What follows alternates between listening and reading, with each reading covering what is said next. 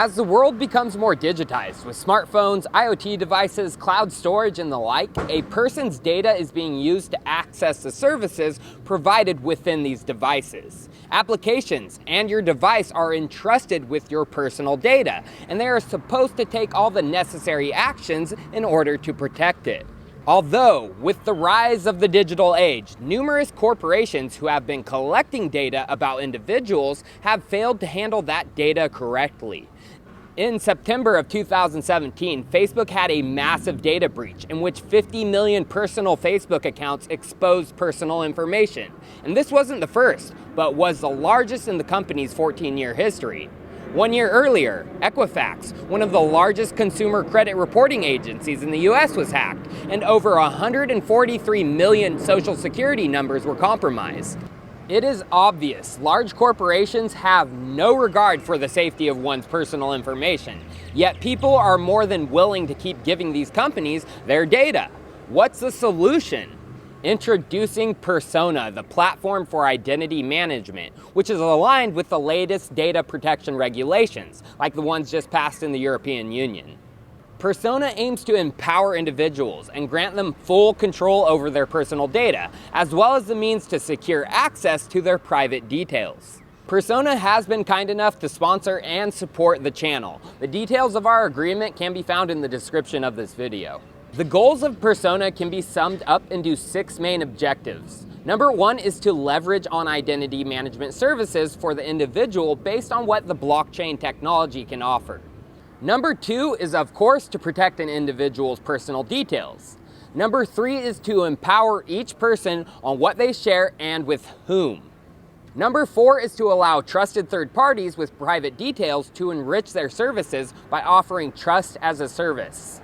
Number 5 is to prevent fake news by providing a decentralized identity management system. And number 6 is to streamline the onboarding process into applications, websites, and systems. Now, how does Persona accomplish this? Persona is designed as a decentralized application with no single point of failure, keeping all records encrypted. The individual providing the data has control over the granularity of the details they want shared, with whom they want to share it with, and for how long. Persona leverages the features of the blockchain, allowing a company to offer Know Your Customer or KYC services to third parties, as well as benefiting from each other's services. This verification process has 2 levels, community and professional KYC. The first level is represented by the community. This is where identity is checked by peers in the network. In this level, everyone is working towards a common goal, and people are encouraged to validate the authenticity of documents and the identity of people applying to be checked. On the Persona website, the people who offer verification services will be displayed, and for their efforts of verification, they will be rewarded in Persona tokens. Community verifiers can achieve 6 different levels, and they are given a certain verifier percentage based on that level. As we can see, it begins at level 1 with a 5% verification and increases by a factor of 5% for each level until level 6 with 30% verification. From this picture, verifiers are split into multiple categories based on the number of verifications they have provided. Although the maximum percentage a person can get by being verified by the community is 90%. The other 10% can only be achieved by a private partner, like an institution, utility provider, or a company. An example, so say a person wants to get verified. They could use 3 level 6 community verifiers who offer 30% verification each. That would get them to the max 90% offered by the community. The other 10% would need to be verified by a private partner, for example, a bank. The documents needed for KYC are number 1, an ID, passport, or government issued document. Number 2 is a copy or picture of your ID. And number 3, a bank statement or invoice that proves your residence. These documents are saved on the IPFS and signed by both parties each time the person is checked. The next level is the professional KYC, and they represent the process an individual goes through when they engage any entity that requires an identity verification process. This entity, once enrolled in the Persona blockchain, will update or double verify an individual's identity and bring their verification level to 100%. If an individual just goes straight to a private professional partner to get verified, their verification will complete immediately after the partner's confirmation. So you have two levels of verification, community and professional. However, the entire Persona platform is broken up into three segments. First, you have the blockchain, which holds the transactional data and IPFS for storage of documents. Second, you have a web app and a dashboard for individuals to use. And third, you have a mobile app, which helps with data management. Let's now break down the blockchain and the technology that is involved. Persona is its own blockchain, which uses a delegated proof-of-stake system with 51 delegates. All other identity-based projects like Civic and Sovereign are based on the ERC20 token built on Ethereum, which means they are at will and vulnerable to whatever happens with the Ethereum blockchain. Persona uses Arc technology and is actually a fork following the vision of Arc's point-click blockchain approach. This also means that the Persona blockchain will be interoperable with other blockchains through Arc's smart bridge technology. This all makes sense too, since Persona is founded by Arc co-founder Steven Nagu. Based on the technical description of the Arc blockchain, the Persona blockchain follows the same Genesis seed block of 100 million tokens. Also, the block rewards and inflation follow the same output and flow as Arc, as seen in these charts. Block rewards start at 8 Persona per block, for years 1 through 2. Then in years 3 through 4, it reduces to 4 Persona per block. Years 5 through 6, 2 Persona per block. And in years 7 through 10, just 1 Persona per block. As we can see, the inflation percentage steeply falls before flattening out around year 7. Delegates within Persona are voted upon from token holders by staking their own Persona by adding the weight of their tokens to a specific delegate. By voting for a certain delegate, the delegate will then reward the people who vote for them with a percentage of the block rewards. The delegate who offers the best benefits for voters will most likely be voted in, very similar to how Arc works.